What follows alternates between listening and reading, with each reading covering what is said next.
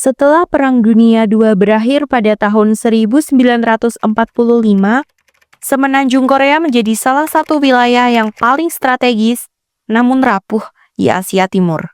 Sebelumnya, Korea adalah koloni Jepang selama lebih dari 35 tahun. Ketika Jepang menyerah, kekuasaan atas Korea dibagi menjadi dua wilayah pengaruh. Bagian utara dikuasai oleh Uni Soviet, sementara bagian selatan berada di bawah kendali Amerika Serikat. Garis demarkasi sementara di sepanjang paralel ke-38 atau Demilitarization Zone menjadi batas pembagian. Namun, pembagian ini bukan hanya soal geografis, tetapi mencerminkan persaingan ideologis antara dua kekuatan besar dunia, yaitu komunisme dan kapitalisme. Pada tahun 1948, pembagian ini semakin nyata ketika kedua pihak mendirikan pemerintahan masing-masing. Di utara, Kim Il-sung memimpin Republik Demokratik Rakyat Korea dengan dukungan Uni Soviet, sementara di selatan, Republik Korea dibentuk oleh Syng Moon-rhee sebagai presiden yang didukung oleh Amerika Serikat. Ketegangan antara kedua Korea meningkat, dengan masing-masing pihak mengklaim sebagai satu-satunya pemerintahan yang sah untuk seluruh semenanjung. Dalam situasi perang dingin yang memanas, kedua negara secara diam-diam memperkuat militernya. Di utara, Uni Soviet dan kemudian Tiongkok membantu melatih dan mempersenjatai pasukan Korea Utara. Sementara di selatan, Amerika Serikat memberikan dukungan militer dan ekonomi kepada Korea Selatan. Konflik kecil di sepanjang garis paralel ke-38 pun sering terjadi, menandakan ketegangan yang terus meningkat pesat.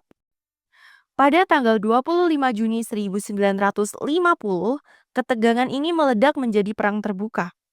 Pasukan Korea Utara yang dipersenjatai dengan tank dan artileri berat melancarkan serangan mendadak ke Korea Selatan.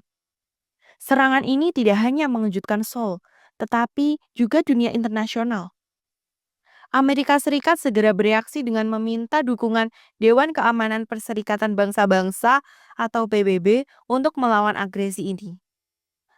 Dalam hitungan hari, perang saudara di semenanjung Korea berubah menjadi konflik internasional yang melibatkan banyak negara.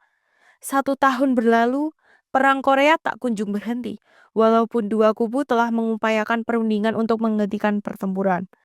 Perang Korea akhirnya berhenti setelah 3 tahun kemudian, tepatnya pada 27 Juli 1953 dengan Perjanjian Gejatan Senjata Korea. Karena pada saat itu banyak warga sipil yang telah kehilangan nyawa sebanyak 2-4 juta nyawa. Lalu pada Desember 2021, Korea Utara, Korea Selatan, Amerika Serikat, dan Cina setuju untuk mengumumkan penghentian perang.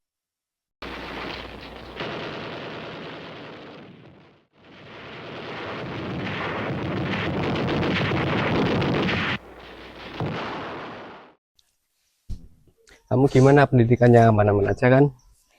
Mana-mana aja sih, tapi ya gitu, kadang tuh bikin stres. Ya gak apa-apa dong, itu kan cita-cita kamu juga. Iya sih. BTW kamu udah dapet kerjaan belum? Ini masih cari-cari. Kemarin coba bantu jual kain bata nenek, walaupun untungnya gak seberapa. Gimana nih, kamu masih sakit? Kemarin aku ke Seoul, nenek baik-baik aja sih. Syukur deh kalau gitu. Bentar ya, aku duluan, aku ada panggilan dari rumah sakit. Opa, Kenapa? aku habis ditelepon sama Boci, nenek sakit lagi. Kamu tenang dulu, kakak habis ini ke sana. Kamu jangan khawatir. Nanti kabarin aku ya.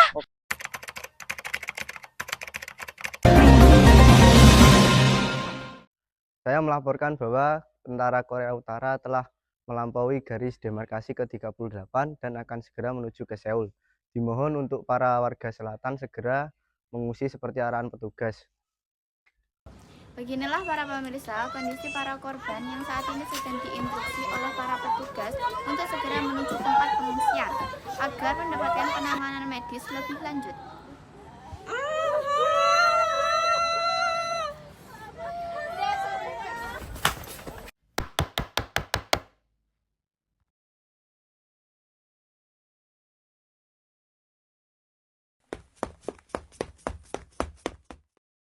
Kalian sekarang adalah tentara darurat milik utara. Dan kalian sekarang harus ikut kita menyerang ke selatan. Siap.